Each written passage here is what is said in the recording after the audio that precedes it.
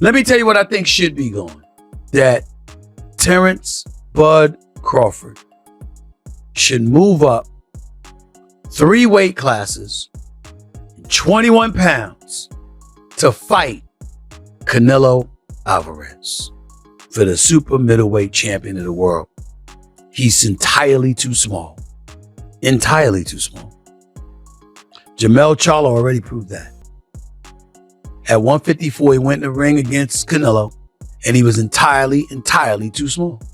But to get this out of the way, to get the very obvious out the way, in the sport of boxing, an elite trainer, nobody knows more boxing than this man. I love talking to him. I love doing television with him, Teddy Atlas, and he joins me right now. Teddy Atlas, what's going on, big time? How are you, sir? How's everything? I like Crawford. I like Crawford then. I like him now. I liked him before Canelo looked not so good in his last fight, obviously. I thought it was going to be... I just think Crawford's real special. I think Canelo's really good. Really good. But I think Crawford is special. I know he hasn't fought the resume everyone wants, but you have that or you don't have that ingredient. I think he has it. I see it. The timing, the instinct, the eyes, the ability to be chilly cold, not just cold and calm, but chilly cold, where you can see things other people don't see. For a super middleweight champion, he's just way too small. Jermell Charlo already showed that at 154, he stepped into the ring with Canelo and was completely outmatched, clearly undersized. It's a hard one to call, and I'm going to tell you why it's a hard one to call. It's a hard one to call because it'll all be predicated upon how Canelo approaches the fight. If Canelo approaches the fight like he's the man and he can box and outbox Terence Crawford, he'll get beat. If he comes out and shows that he really wants to go out and prove whether he's still the best, he might win. So it all depends on which Canelo comes to. In a boxing world fixated on star power, Teddy Atlas ignites controversy by ranking Terence Crawford above Canelo Alvarez, an audacious take that shakes the sport's foundation. Atlas claims Crawford possesses a rare, almost supernatural instinct in the ring, an edge that transcends talent and could redefine what greatness truly means. But his most explosive comments are aimed directly at Canelo. "I'm speaking truth," Atlas said. "Of course I'm not in his head. I'm not in his body. But he either got old, doesn't care anymore, has no fire, no urgency, or maybe he was just overrated." This raw honesty sends shockwaves through the boxing community, forcing fans and analysts to question whether Canelo's dominance is fading due to age, lack of motivation, or if he was perhaps never as untouchable as once believed. Atlas isn't just offering an opinion. He's calling out the mythos around one of boxing's biggest names. Roy Jones Jr. soon adds his voice to the firestorm, offering a more measured take. He believes a potential Crawford versus Canelo showdown would come down to one thing: Canelo's mental state and game plan. In his view, the fight's outcome isn't about skill alone. It's about where Canelo's heart and head really are. With voices like Atlas and Jones weighing in, the debate isn't just heating up. It's redefining how we measure true greatness in the ring. Every time I see him, he'd come and be like, "Canelo." You're like, yeah, you know how I feel about it. I'd be like, "Man, come on, man." Yeah. So every time he say that, I just be like gradually getting into like looking at it, like, okay. And he's not that big.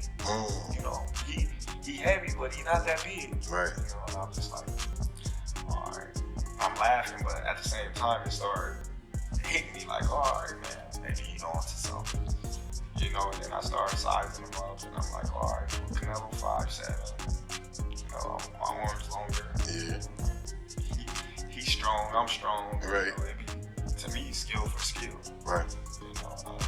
Because Canelo not the biggest 168 fighter. So I just started. Roy Jones Jr. cuts through the noise by emphasizing the mental game in a potential Crawford versus Canelo fight, insisting that Canelo's confidence and aggression will be key to his success, while cautioning that underestimating Crawford or playing it safe could lead to defeat against a sharp, focused, and hungry opponent. Jones stresses that the battle won't just be about talent, but determination and willpower, reminding us that controlling the pace often means controlling the outcome. He also offers a clear strategy for Crawford: maximize his physical presence by coming in as close to the weight limit as possible to leverage size and strength, a tactic designed to disrupt Canelo's rhythm and force him to fight on Crawford's terms. This insight highlights how crucial physicality is in high-stakes bouts and makes it clear that skill alone won't secure victory. Crawford must be as imposing as possible. Adding his own perspective, Terence Crawford addresses the mental challenges of facing Canelo, confidently breaking down the size and skill differences while affirming his belief in his own abilities. A good fighter. He was fighting a guy that fought a very difficult style at that moment, and he was fighting at a weight class that was foreign to him, and we had to give him a minute. Nobody wants to give anyone a minute in this business. You're supposed to be great, you got to be great every minute. But I gave him a minute to kind of get his feet settled at a new weight class. And he still did what he had. Crawford acknowledges that Canelo may have a physical advantage, but quickly shifts the focus to skill and mindset, insisting that with the right strategy and mental toughness, skill can overcome size. This reflects Crawford's confidence not only in his physical preparation, but also in his ability to outthink and outfight a larger opponent, highlighting the mental edge that separates champions from contenders. His calm, measured approach underscores that boxing is as much a battle of brains as it is of brawn, setting the stage for a fight where every move and decision will matter. Returning to the conversation, Teddy Atlas offers a strong defense of Canelo's recent performances, recognizing the challenges he's faced while emphasizing the respect and patience great fighters deserve, even in a sport known for harsh judgment. Atlas's perspective reminds us that greatness isn't always immediate. Sometimes it takes time to adapt and prove oneself. See the greatness. The greatness is within Crawford. It's in his desire, it's in his mind, it's in his makeup, it's in his background, where he came from. That there's something about, just like a Sugar Ray Leonard had that something about him when he's a junkyard dog, when he has to be a junkyard dog. And with all the intangible gifts that I just... To explain Canelo's win, Atlas points out that he faced a tough opponent with a tricky style while competing in an unfamiliar weight class. He argues that although boxing demands excellence every second, it's only fair to allow fighters time to adjust when stepping into new territory. Despite these challenges, Canelo did what was necessary to secure victory. Teddy's perspective brings important nuance to the debate, emphasizing patience and respect for the journey fighters must endure. It's a reminder that success in boxing is as much about adaptation and resilience as it is about flawless execution from the start. This defense of Canelo balances earlier criticisms and keeps the conversation honest and intense. At the same time, Atlas returns to praise Terence Crawford's undeniable greatness, digging deeper into the unique qualities that truly set him apart from the rest. The ones that we already know, that he has speed, he's got power. I know he's moving up in weight class, can he carry it? But those intangibles, I believe that he has them. And like I said, when the fight was still first mentioned, I should say, I picked him. And now it's a little bit more fashionable. It's a little bit, more easier for people to say, oh yeah, I can see Crawford winning. And why? Well, Canelo's last performance, Teddy Atlas describes a unique fire within Crawford, an intense drive rooted in his background and character that fuels his hunger. He compares this fierce spirit to legendary fighters, highlighting Crawford's ability to switch gears and become a relentless junkyard dog when the fight demands it.